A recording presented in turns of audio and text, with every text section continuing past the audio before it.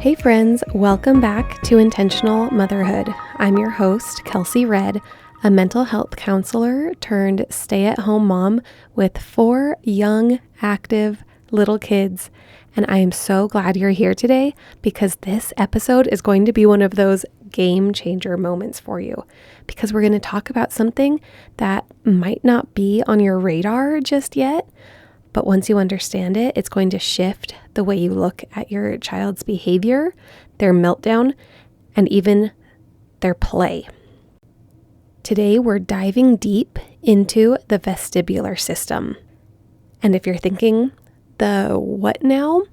Don't worry, I got you. We're going to talk all about this. And I'm even going to give you 2 tools that you can bring into your home that will help your children self-soothe and regulate their emotions without your help. I actually made a little cheat sheet for you for helping kids regulate through vestibular system activation that is going to give you all the things you need to know, ideas for specific movements and ways to implement this into your day, and even signs that you can look for to see if your kid might need some vestibular system activation regulation. So you can find that freebie in the show notes below or on my Instagram at creating.intentional.mothers in the link in bio.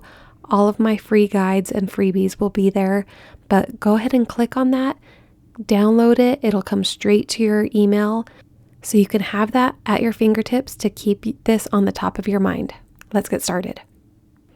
So maybe you've heard of the vestibular system before from an OT or in a parenting article or something, but today we're really going to unpack what it is, what it's made of, and how it communicates with the brain, and why certain movements are such a vital part of your children's regulation. And if you're like me and you love geeking out over neurobiology and how God designed our bodies and brains to work together, then you're in luck, because we're gonna get a little nerdy here. So what is the vestibular system? The vestibular system is our internal sense of balance and spatial orientation. This is the system that helps us know where our head is in space, whether we're moving or not moving, how fast we're moving. This is the system that is really active in children and makes it so that they can spin and spin and spin and they don't get sick, whereas adults who have a less active vestibular system start to get dizzy a lot faster. So the vestibular system is located in the inner ear, and it has a couple main functions. It helps us with our sense of balance, which is why when you get a head cold or an ear infection, you can feel that vertigo because those inner ears are clogged up, and that is affecting your sense of balance and even your spatial orientation. So the first function is that it helps us with our balance, and the second function is that spatial orientation that I was referring to. And it actually detects movement. It can detect rotational movement like the spinning and rolling and turning that kids tend to enjoy. And it also detects our acceleration and gravity, like going up and down in an escalator, as well as swinging back and forth and even jumping. So when your head moves, the fluid in the structures of the inner ear shifts, which bend tiny little hair cells, and all that sends signals to your brain about what kind of motion you're experiencing, which, if that isn't a testament to God's creation of our body, because what attention to detail is that these tiny organs and these tiny hair cells can perform such an important function, then I don't know what else is. This is what I love studying about.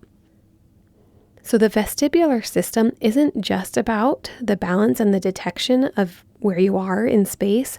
It's actually a central hub for sensory processing. It has strong connections to the brainstem, which is really important because this is what controls our autonomic nervous system, things like heart rate, breath, and basic survival responses, as well as to our limbic system, which is our emotional brain the same thing that manages fear, connection, and memory. So because of these connections, the vestibular system directly affects if we're feeling safe or calm or alert or overwhelmed. So when you're having a child that is spinning or jumping or rocking or swinging, they're not just playing necessarily, they're actually influencing their nervous system. So these certain kinds of movements that stimulate the vestibular system also regulate the nervous system because it provides sensory grounding. Kids might spin or rock or swing when they're dysregulated or feeling lost in space, spacey or zoned out. This movement can help them come back to their center, both physically and emotionally. These movements, particularly slow and rhythmic inputs to the vestibular system, such as swinging or rocking, can actually activate the parasympathetic nervous system. And you guys have heard me talk about the parasympathetic nervous system because this is the rest and digest, or the calming part of our nervous system. When our parasympathetic nervous system is activated, it calms the heart rate down, it slows our breathing, and it says to the brain, basically, you're safe now. It helps us shift out of the sympathetic nervous system, which is our stress response or fight or flight response. So this is why you're probably starting to understand, this is why rocking a baby helps them to calm down, because of that vestibular input. Other amazing effects of vestibular input are sharpening attention and even improving coordination, as well as supporting memory integration, and altogether helping integrate other sensory systems such as proprioception so that your child can feel centered in their body. So what does this mean for you as a parent? You might want to start asking yourself, is my child getting opportunities to move their body in a way that stimulates this vestibular system and gives them really balanced, rhythmic vestibular input throughout the day? For instance, do they have an opportunity to spin and jump and swing? Or are they stuck sitting all day or watching a screen? Because when we provide opportunities for these movements, spinning, swinging, jumping, rolling, and even climbing, we are giving their nervous system the input it needs to stay organized, grounded, and resilient. And you might start to notice fewer meltdowns, maybe increased focus, even better sleep, easier transitions, and just overall emotional flexibility or adaptability.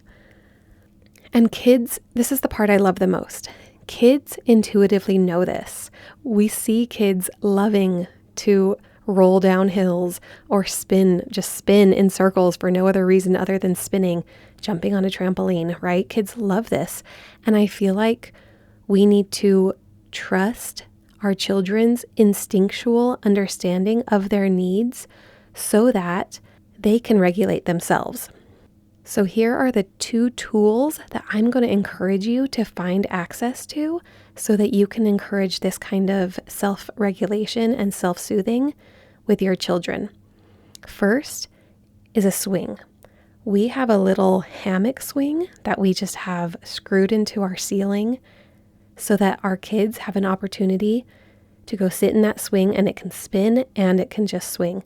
They do this mostly for fun, but I actually bought it years ago when one of my twins, my daughter, was much younger, and I recognized that she was very difficult to soothe. She had a hard time calming down when she was a baby, and I wanted something where we could feel safe and cozy, and I could just swing her back and forth. I would hold her in my arms and we'd swing on that swing for as long as we needed for her to be able to regulate her emotions a little bit. And it became something that she knew was going to be a safe place for her. I'm thinking she was probably around like a little over a year or so. So not quite in that newborn stage, but still needing help to regulate. And because it could be exhausting for me as the mom to have to hold her and pace with her or rock her or bounce her in my arms, we got this swing, and it's a hammock swing, so it really surrounds you and holds you tight and close. And we would swing in that, and we could spin, and we could rock side to side as well as front and back. And it was a really great tool, and still is a really great tool for our family for some emotional regulation. The second tool I encourage every family to have is some sort of trampoline or something that kids can bounce on.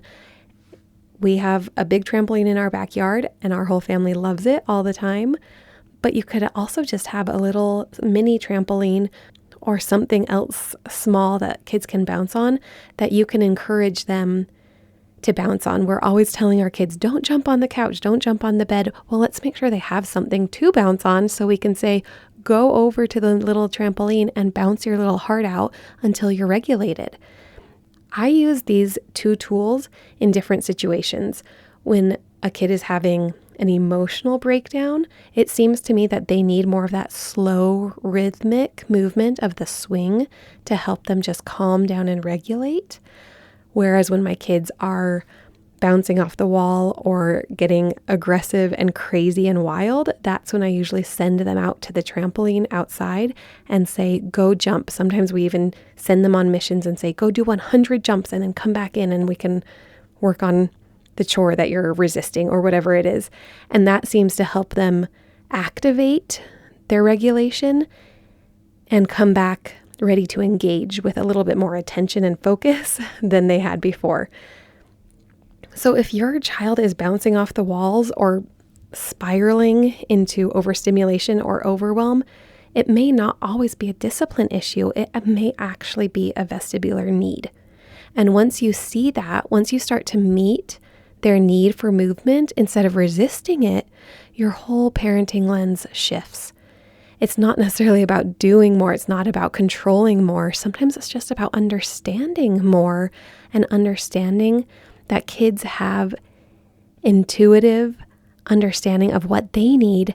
And you might want to actually encourage your kid to go outside and spin around, or to hop on a swing and swing for 10 minutes when they're having a hard time. And that can help alleviate some of the overwhelm and disciplinary issues that you're maybe facing. So if this episode sparked something in you, I would love for you to leave a review so other moms can find it, or better yet, just share it with a friend who may also be navigating sensory challenges or wants to understand their child a little more deeply. As always, I'm here cheering you on as you build a home rooted in peace, connection, and presence. So I will see you next time on Intentional Motherhood.